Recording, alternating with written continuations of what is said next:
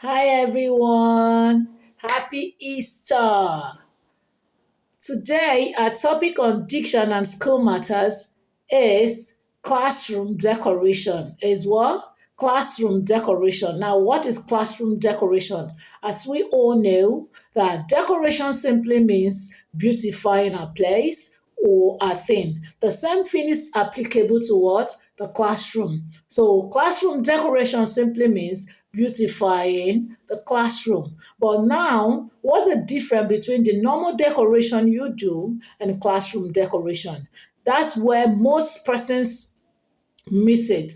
They feel that classroom decoration, you have to fill in the class with beautiful things, beautiful colors, anything that is lovely, looking nice, bring it into the class is classroom decoration. No, that is not classroom decoration. Classroom decoration has to do with you consciously bringing things into the classroom based on your scheme. Please get it. Bringing things that is nice, beautifying the classroom with instructional materials based on what you have in your scheme. And some classrooms, when you go there, what they have in their classrooms 5 years ago is still what is there till now. Maybe because it's still looking fine, or because they used stubborn, or because of whatever reason they kept it there. But that is not classroom decoration. But classroom decoration has to do with you decorating the class intentionally with what is in the scheme. So, which means every term you have to lay off everything you have in your class that you use in decorating it. So, first term you should decorate the classroom based on what is in your scheme first term. Second term, decorate your classroom with what is in your scheme second term. Third term, lay off everything you have in your classroom that is not really relevant in the third term and include what you have in your scheme in the third term. That is how you should decorate your class. And now you don't just litter things everywhere because they are in your scheme. No, you have to partition the classes into what you have in your scheme. You should have the numeracy corner. You should have the language corner where you have the French, English, and anything, or you say, yes, English corner. You have the science corner, and where you have other corners. So it depends on you. You could decide, okay, I'm going to split my class into four. You use your borders to split them beautifully.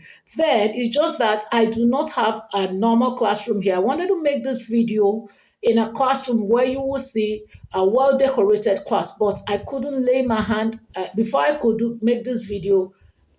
It didn't come to my mind, but I know that someday, sometime, I'm going to showcase it so that you will understand where I'm coming from. Now, you decorate your classroom based on the scheme. So you, like I said before, you split your class into sciences, numeracy, English, and anyhow you want to split it.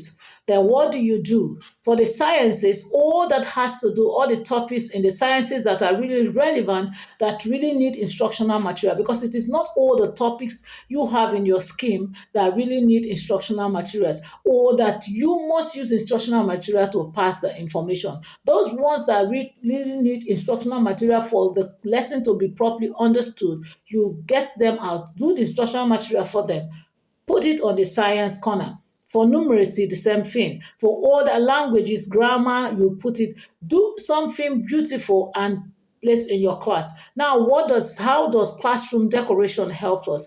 It helps the children to explore. It helps them to explore. It helps them to concentrate. And it helps them to learn through the manipulation of the objects and the materials you have in your classroom. That is where most teachers don't know what they don't know. Some teachers don't even care about decorating their class. They don't even know what is, they don't even know where to start from. I don't know, but when I was a classroom teacher, I invented various things in my class, and that's why you see that this school I thought every Monday or sometimes in the assembly, the owner of the school will come up with the things that we have thought that is in the scheme and ask the children. Then we have, I think, A and B or C. Well, my children was stopping other children. Do you know why? Because I use my instructional material to teach them, so it sticks in them. Because when you say something, they understand. But when they see it, it stays longer in their memory. So I teach them, and I bring it to their knowing. Some person just decorates the class without using it to teach them. And I know and some decorate and now take the children to the position where it is and now teach them, point to them. Most of the children don't touch those things. No, it's not proper. They are supposed to touch it, they're supposed to feel it, they are supposed to experience it so that they will understand better. So you are supposed to bring how you are doing as soon as the term you start the term, quickly remove all the, let's say in this third term, as we're going to resume the third term, remove all the ones that you know that are not relevant. Let's say if I say the ones that are relevant, let's say the multiplication, the days of the week, the month of the year that is on the board, you can leave those ones because those ones are constantly needed. They are always needed. In case new children comes into the class, they can always learn those ones by themselves. But the ones I'm talking about are other topics that you know that is not really relevant at that time. So what are they doing on your wall? You remove all of that. Some people will say, okay, but we use stubborn, which means we're going to mess the class up. That's why you are not supposed to use stubborn to decorate your class. That is what is known as mounting tape. A school is supposed to provide that, or you can provide that if you want to. But by right, it's the school that's supposed to provide it because it helps not to stain the wall. It helps not to make the wall of the class dirty. So at every term, you remove all the things that are not needed and you replace them with instructional materials that are needed for the children that term. So when they come to the class, as you are teaching those things, you can always refer to it. Or you could go detach it because you are using top bond. That's why you cannot detach it from where you have kept it. But if you are not using top, if you are using mounting tape, you can always detach it at any time. Show the children after teaching, you keep it back. On their own, they could always go there, read through it, learn through it, and that's it. That is all about classroom decoration. So if you have not followed me, please try to follow. If you have not subscribed to my YouTube channel, please go right now, log in, Ngozi Chinwo Diction and School Matters, and log in.